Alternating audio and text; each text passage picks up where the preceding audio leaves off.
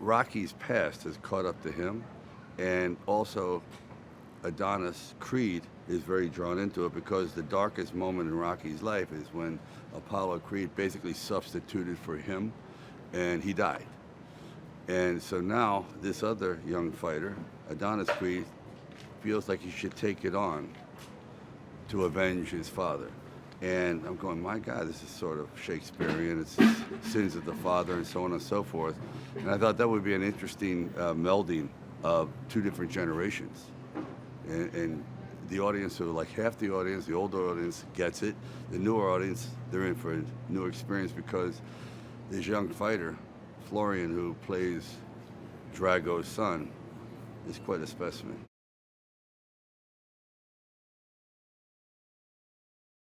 With Florian, it was unique because it's very, very, very hard to get the whole package.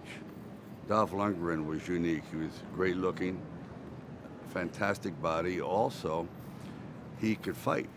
So he had been a world champion for many years in Sweden, so he understood it. Florian is the same way. He actually knows how to fight for real. Plus, he's incredibly large and muscular.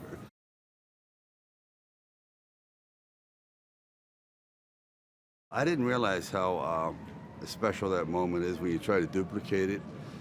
We spent about 6 months working on that and training twice a day. I had forgotten about it, but Dolph, being a math whiz, reminded me of all the hours we put in.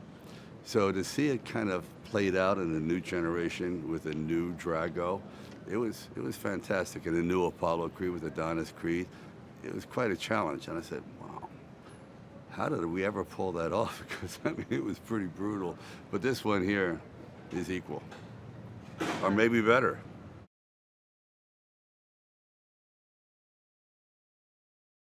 I want to cross the ring, go up to Dolph and punch him right in his face. I really do. And I'm sure he wants to do the same because, wait a minute, we're not used to being on the outside of the ring.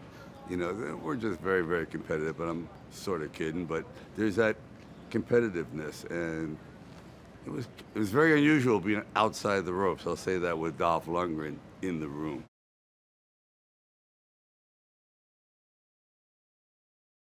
Drago represents kind of like unfulfilled dreams. I think a lot of people are crushed glories that a lot of people feel in their own lives, that they had a moment, it went poorly, and everything imploded.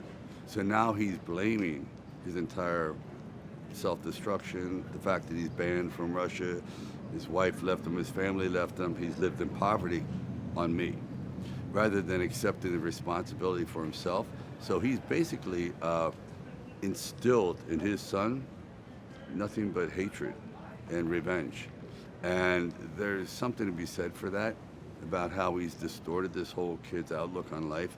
And eventually he has an awakening on his own, and Dolph too, towards the end of the film. So they have a revelation. But it's a lot of people, you know, really feel as though life has hit them some cheap shots and low blows, and they're unhappy and they want to lash out. Well, in this film, he does lash out.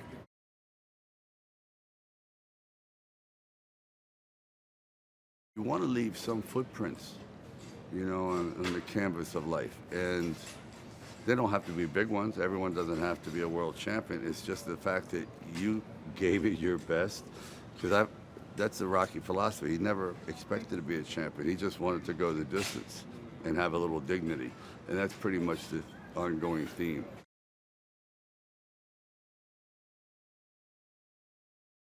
Rocky doesn't want Adonis to fight this young Drago because he's afraid that history is going to repeat itself. He has been through this horrible tragedy, and here it is, it's coming back at him. It's like his worst nightmare. Plus, he feels incredibly responsible and guilty to Creed's wife, who he's avoided for 35 years because he can't face her, and now he has to.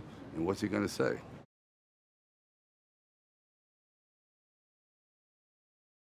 He has to rescue this kid because he's going down this dark hole.